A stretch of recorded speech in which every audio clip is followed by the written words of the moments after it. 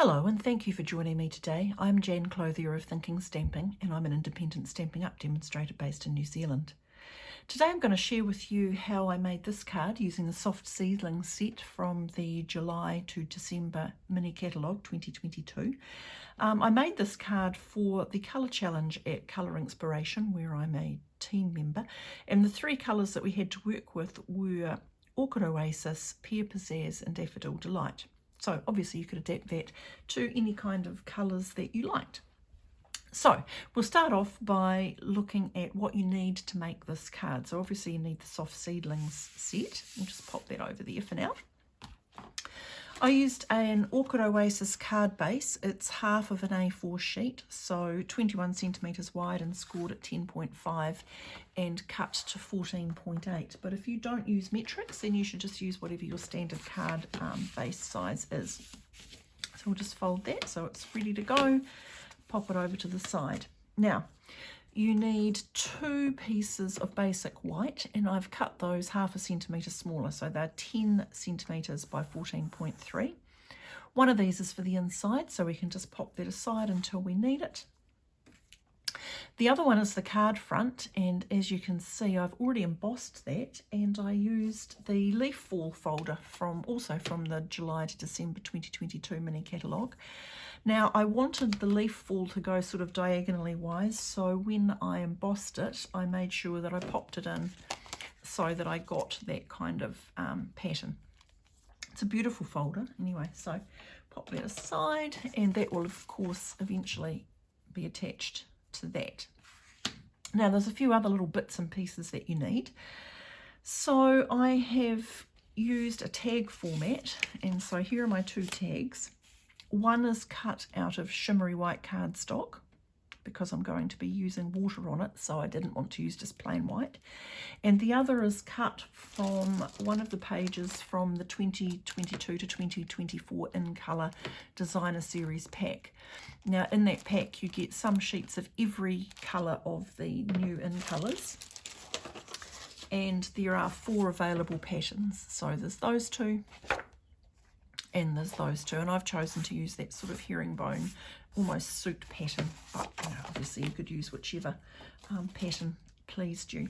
Now to cut them, I used another little favourite set of mine, the tailor-made tags. Now you get 2 shaped tags and 4 sizes.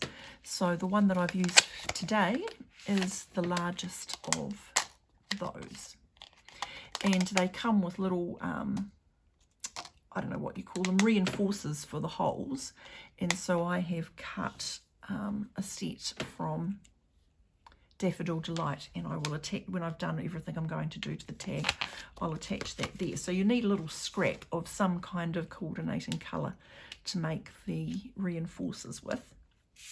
Pop that aside. What else do you need? Well, to do the sentiment, I have just stamped it onto a piece of basic white, and then I've fussy cut around it. So just as if you were fussy cutting a shape, I just fussy cut around. So we'll pop that over to the side until we need it. And the other thing you can see that I've done here is I have elevated or popped up that stamp image. So you need a second little piece of shimmery white so that you can stamp and fussy cut out the major leaf from the image. Okay, so I started with working on the tag, and I started with some Pear Pizzazz and a blending brush, and I've just got a little thing to tap off some of my ink on and started blending. Now always when you're blending, it pays to start circling off. You know, tap off any excess ink and circle onto your thing that you're sponging. The reason that you're tapping off is to try and eliminate any blotching. It doesn't always work. Sometimes you'll do that, tap off, and you'll still get a little bit of a blotch, but it minimises your chances. So start with some Pear Pizzazz. Then I'm going to go to Daffodil Delight and my yellow brush, and tap it off, and I'm coming and starting circling on my scrap and coming onto the thing that I'm blending. And again, that's to try and minimise the chances of getting blotches. So tap off, start circling off the page and then coming onto the thing you're blending. Tap, circle, come onto it. And also the other thing with blending is you can't take colour off, but you can always add it in. So I like to start soft and build up. It's always easier to add colour in. Okay, now this is the juiciest, inkiest pad, so the one we'll have to be most careful with. Tap and start circling, come onto it. And even then, there's still a little bit of a blotch. But again, tap, circle off, come onto it, and you minimise your chances. And that's what we're always looking to do, minimise our chances of mistakes. Okay, now I am just going to go back to the yellow, just because I am trying to also minimise the transition line. So I'm just going to give that a little bit more of a rubbing over, just to sort of soften that line where it changes from the daffodil to the orchid oasis. So we'll just pop those off. Now, the thing that I did next, because you'll notice here I've got sort of a little shimmery effect going on. So the way that I achieved that is after I'd finished blending, I got just a little spritzer of water and I held it, and I'm just going to give it a very little spritz of water, and immediately wherever it was wet it starts to lift the ink. So the longer you leave it, the more ink will come off, and then you can just pat it dry. Now you can wait for it to, see, I got very, very wet there, much wetter than I did on that one, but it doesn't really matter because you're always going to just get a slightly different effect depending on circumstance, really, how much water you used, how long you left it for. So I'm just going to go and dry that with my heat gun, and then I'll be back. Okay, so now it's nice and dry and ready to stamp. Now, of course, you could have stamped on it while it was a little bit damp, and if you did that, then the ink would run a little bit and you would get a different kind of effect. But it's a perfectly fine thing to do, and just gives you a different look. Not the look I was looking for here, so I'm not doing that. Okay, so I've got my stamp.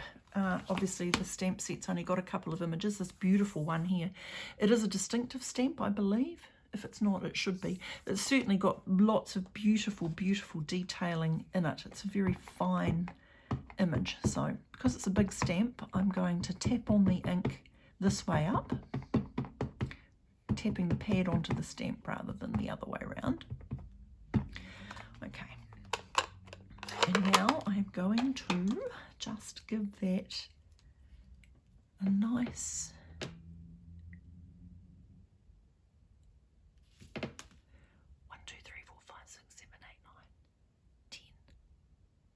12 for luck, and boom, beautiful.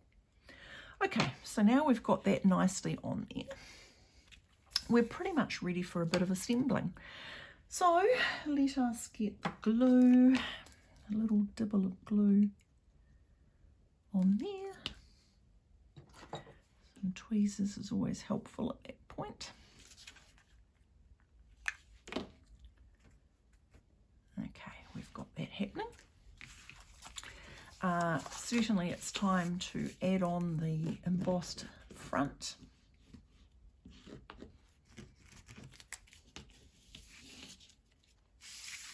We'll pop that on there. And you'll know that I like glue because I like the wiggle room. I like the opportunity that the wet glue gives me to just straighten things up a bit. So we've done that.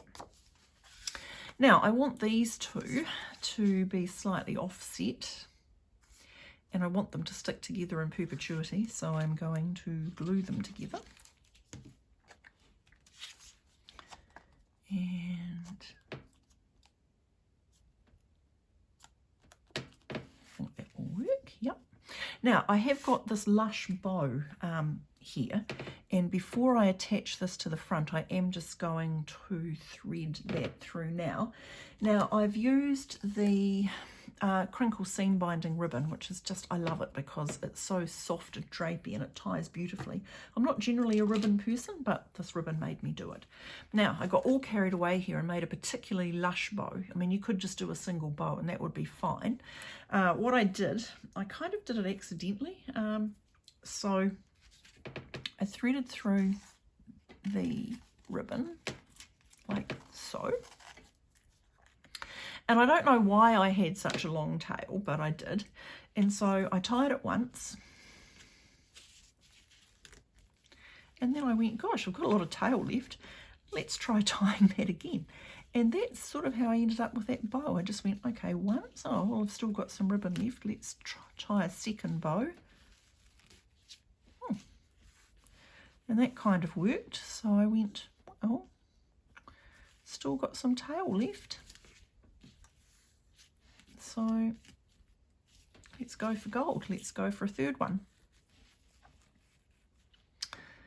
Now, if you would like to replicate this sort of lush bow that's going on here, I actually cut, in the end, I cut 80 centimetres of ribbon. Now, time is going to tell whether that's too much. We'll see how much tail I've got. Whoops.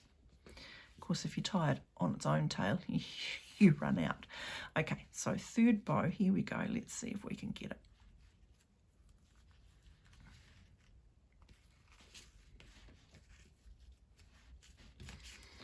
Okay, that's pretty good, and there is a little bit to trim off, but that's okay too, because you never quite know with bows how they're going to behave themselves. So it's always quite good to be able to trim them down. Now, if you don't like your bow to be quite as lush and as opulent as that, then, you know, by all means, tie yourself a shorter bow. Okay, so now I'm going to attach that to the front, and I'm aiming for it to be in the centre, and I'm aiming for this one to be straight. So let's see if I can achieve that.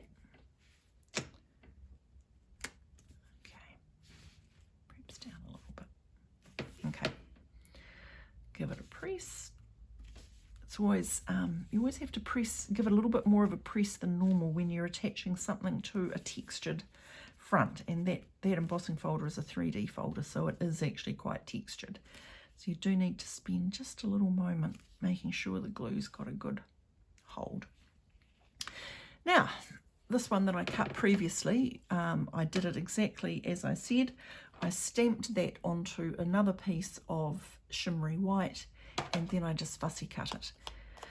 So we will attach that with some dimensionals so that it pops up nicely. I'm going to be restrained in my dimensional usage today, only 3.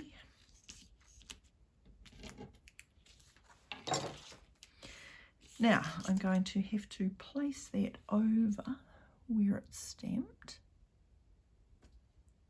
Okay. And then I'm going to get my little already previously fussy cut sentiment and place that. So again, just, you don't need much glue, just little dibbles is all that's required. And if you think it's going to ooze, you can always pat it with a little piece of sponge or a little piece of tissue. Okay, we'll pop that on the front. Obviously I've chosen thinking of you, but I think that all of the sentiments in this set would work nicely. I think that little So Grateful is lovely, the little hello. You could use any of them anyway, and treat them all in the same way. You could just stamp them and then fussy cut them. Now, the little final thing that I did was I took some of these 2022 to 2024 in colour matte decorative dots. The nice thing or interesting thing about them is that they do in fact ombre. So you can see perhaps in these ones where I haven't used so many, hang on, let me just take the top off my tool. where I haven't used so many of the colours. You can see how they start off dark and get lighter. So let's just finish off with some medium strength. Okay, perhaps we'll have a big one and perhaps a couple of little ones there, and where are we going to artfully put the third one? There. Okay. And then on the inside, I'm not going to make the inside, I'll just show you what I did. On the inside here, I just used the image here and I stamped it once in Pear Pizzazz and once in Daffodil Delight, sort of in a different thing. And I think that's quite a nice look. But obviously, the inside of your card, you're welcome to experiment and do whatever you want. Okay, so there we have it, a lovely Thinking of You card made with the Soft Seedlings set, and the colours that we used were Orchid Oasis, Daffodil Delight and Pear Pizzazz. Now, as always, if you have any questions or you'd like to contact me, I'm welcome. I'm happy to answer questions. You can contact me through my Facebook page or my blog, the details of which are going to pop up at the end of this video, and are also available in the video description below. And if you live in New Zealand, you're more than welcome to shop with me. There are links to my online store at the end of the video and in the video description underneath. And as always, if you haven't subscribed to me, don't forget to do so so you don't miss anything new. Thanks very much.